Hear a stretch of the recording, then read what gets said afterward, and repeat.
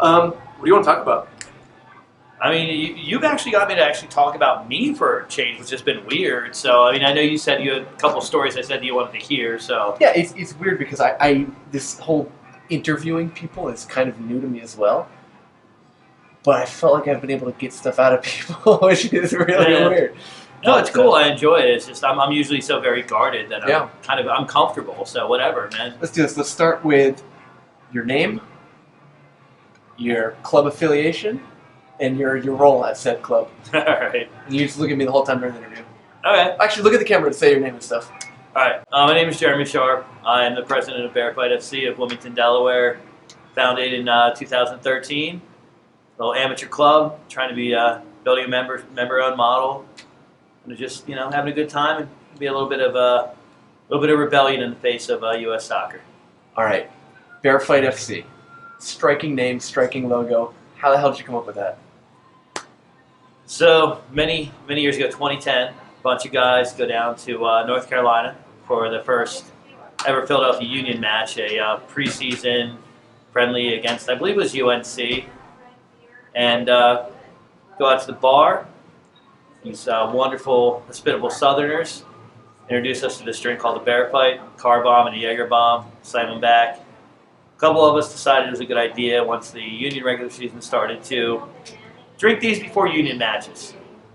First off, let me just tell you right away, it's a bad idea. Don't do it, bad idea. But there's 2 of us, then 4 of us, 6 of us, 10 of us. It kind of grew into this little soccer subculture thing we're doing in Philly. And it was a great energy. It was a bunch of really cool guys and girls that just really seemed to love soccer, love the sport. And as that evolved into something more, into more of a movement, there was this moment where Justin Lee and I were sitting at this bar and decided for a number of reasons. One being that we saw that Wilmington had never had an amateur club try to get into the U.S. Open Cup. And 2, because we were always people that can be highly critical. We've been highly critical of some of the decisions the union had made at that point. People kept saying, "Oh, I think you do it better, run your own club." So we said, you know what? That's exactly what we're going to do. So we took this bear fight thing that we had going on, this little subculture supporters group thing, and took that great energy, that great love, pure love for the sport, and trying to relay that into our member-owned club, and then trying to bring the real feel of soccer into the States. How does it go from just this idea of, hey, we're crazy punk rock footballers, to, wait a minute, I suddenly own a team and I've got to do things like appoint a coach and line the fields? And how has that been? It was weird because we were very honest from the start. I remember Justin and I sitting in this pub and explaining to a group of people in this pub that we're going to do this. And one of the first things we said is, let's not kid anybody. We have absolutely no idea what we're doing right now. So luckily, we had Eric Schertz on board, who was really awesome at paperwork and figuring out how to register players and find leagues and all of that stuff. And thank goodness, because otherwise we would still be 2 drunken fools in a pub talking about it. And then, things got real. All of a sudden you realized we had to find players. So we just took this network we had in Philly soccer support and kind of said, hey, we're going to try to start this team. Who wants on board? Hey, who wants to coach? Our first coach was literally a guy who came to try out for us, who was just a great communicator, awesome guy, knew the game, just wasn't quite a player, but we'd watch him during these tryouts, and he was explaining drills and helping guys out, just naturally doing this. So, our first coach just came out of this guy who showed up at tryouts who we said, we want to keep you on the club, but we just don't think you're right on the field. Do you want to coach? And he went, okay. And we've had a couple other coaches from there. We had a guy that we brought in that came with high coaching credentials, helped us out for a bit. And our coach now, Kieran was our first ever left back. I think he was the first guy to ever show up at one of our tryouts. And he evolved as he got a little bit older and his knees got much older than him. He evolved into not just our coach, but an excellent coach and a great communicator and a great leader. There's so many difficulties being involved with non-league soccer and lower league soccer. Do you ever just wake up and say, what the hell am I doing? What are some of these challenges? Honestly, yeah, it happens. And I think that anyone that's in a situation, whether it's a smaller club like we are trying to claw our way up, or some of these bigger non-league clubs, if any of those people looked at you and said they've never had that day where they woke up and just said, I want to be done, they're lying to you. There are times where, like, you're putting together, for instance, our first ever home match in Wilmington, Delaware, where a week before the match we realized that the goals that we were promised were not coming. The pitch will not be lined. We had no nets either. And we, as a club, had 6 days to sort this all out. That first day when that all went down, I had a moment where I just kind of, pardon the language, just sat in my house and said, fuck it, I'm done. Unfortunately, my love of soccer, or fortunately, depending on your perspective, my love of this club took over real quick and said, we can solve this. We've been through worse. We didn't even know what we were doing day one.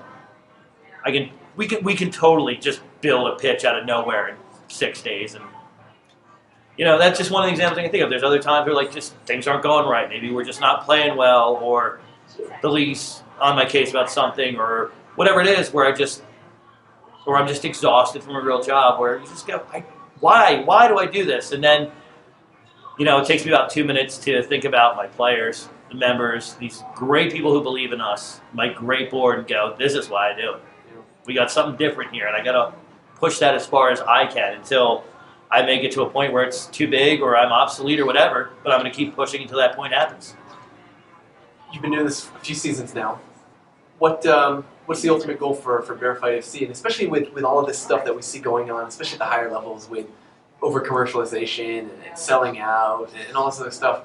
What is Bearfight trying to do differently, and what does that look like in your future, hopefully? It's a funny question, only because I literally about 2 minutes ago looked at Twitter, and someone asked almost that exact question. What is Bearfight FC's ultimate goal? And it wasn't directed at me, it was just kind of a general thing. So I just feel like I answered this question on Twitter. One of our most immediate goals is we're hoping to build a member base right here in the city of Wilmington. We want to, we said 2,000 paid members by the end of 2017. And we want that membership really centered in Wilmington, in the greater Philadelphia area. We really want this community to be a part of this community. We want to hopefully have the financial base to continue running this amateur club, and also put a club or a team into the UPSL, which is a league that we've looked into and we really think is on the same ideals as we are. We want to build the kind of financial base and member base in the city of Wilmington that we can hopefully start, whether it's a full youth league or just the youth outreach, we can get into some of the more challenging parts of the city and give kids who maybe have never thought about soccer, maybe can't afford soccer, a chance to come out, kick a ball around, whether it's just a couple of clinics or starting a full team or starting our own house league, something like that, where we can really kind of get into these spots that are missed to give, some people there's something else positive to hold on to. And at the end of the day, like, this club was started by, a couple of people that are a little bit rebellious no matter what we do. We want to kind of, as I said one time in an interview, kind of be the giant middle finger sometimes. I watch MLS matches, I go to MLS matches, but soccer in America gets very corporate, very closed off, and there's some clubs out there, we hope to be one of them, we see in San Francisco, Detroit, Minneapolis, that are just doing their own thing, developing a real community fan base and showing people what the sport is really about, which is not some big name star or some great sponsorship or some pretty stadium, but it's just community of people that just love the game. That's an amazing answer. That's beautiful. Anything else you want to say? I think we hit most of it, but any lines? I know before I was like, man, I want that line. Yeah, well, it's. I always think about, especially in the last couple months, for whatever reason, whether it's, I don't know, it's because we have a cool name or a cool logo, or that our Twitter feed, our Facebook feed tends to say some outlandish things now and then. We've kind of just caught on recently, and it's been really interesting and really exciting. But it's also been really kind of just strange. we knew that we felt, myself, Justin, Eric, Bolton, that we had a really great concept. We have something really special, not just in this concept of member-owned club, but in this energy we felt in this whole Bearfight thing. But now, when you get home, I got home from work yesterday, and I'd driven 40 minutes. I had checked Twitter before I left work. Right when I clocked out, drove 40 minutes, come in the door, open my computer up, sign on, do all that technical stuff that I barely understand. And there's 60-some Twitter mentions in 40 minutes. And that's weird to me. Not because I don't think it's something people believe in, but I don't look like a guy who should be part owner of a soccer club. I barely look like a guy who should own a car. And I'm well aware, but I think that's what makes this special is no one wants to see another dude landing a helicopter in the middle of their stadium or rolling up in their Rolls Royce that none of us can afford. We want to see real people. This is real. And that's all we're trying to be. We're trying to keep true to who we are and let people know, any of you can be part of this. Anybody can own a club. We're in this great city, Wilmington, and we're going to start spreading this word. And, Wilmington, wonderful city, great potential. And, our member goal, said 2,000 people by the end of 2018. And when you do the math, that's, I think it's 2 or 3% of the city's population. And that sounds when you say 2,000 people for a small club, everyone's going, that's nutty. Even my own board members have said that's insane. But I know, because I've been in the city. I've seen the youth soccer in this city. I saw how many people came out to a match in Eden Park. There was one amateur club against an amateur club that just started, and we had 200 people come out to watch. I know damn well that there's 2,000 people in the city that want to be owners of their own sports franchise, their own soccer club. I don't want to say franchise. We're not a franchise. We're a club. We're a family. I know that that's there, and we see this grow and really build something real special, not just in this senior club, but in this community to really get out there, starting at Eden Park in that area and just expanding this out to be a huge positive force in the city of Wilmington. That's kind of what we're all about. Love it. Love it. All right, last thing. Real quick, just show me the tattoo right there. And then if you can you just kind of talk me through what that means right there? What it says and what it means? All right, so obviously this is our logo. I got this end of our first season, 2013. And then tragically in April of 2014. You don't have to talk about Eric. No, it's okay. One of our founding members and one of my best friends passed away. Sorry, give me a second. No, I'm not good at this and part. I'm not getting your face on this part either. No, you're good.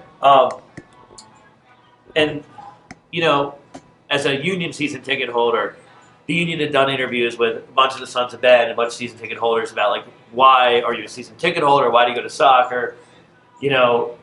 And for Eric, it wasn't just the union, just like for myself, Justin, it was the union, it was the U.S. soccer, it was, the Bearfight FC. And right after Eric passed, I forget who the first person was, found that interview he did, and this is what he said. I know when he's I'm here with my family. So that's something that resonated with me. It's true. Whether it's being with the Sons of Ben at the Union match, which is, my wife's with me, my nieces, my nephew, sometimes my parents, my sister, and then this family that I've acquired. And then at FC with my players, the players, the members, the board, just the random people who come out to support us. We're all a family in this, and that's it. I love doing this because I'm always with my family. And that's something, we take that with us as a club, and that's why we say, Eric will always be the heart and soul of FC. Because stuff like that is what we're all about. Always being with family, always looking out for each other, no matter what, and always sticking together. We don't know if this is going to work. This might fail tomorrow.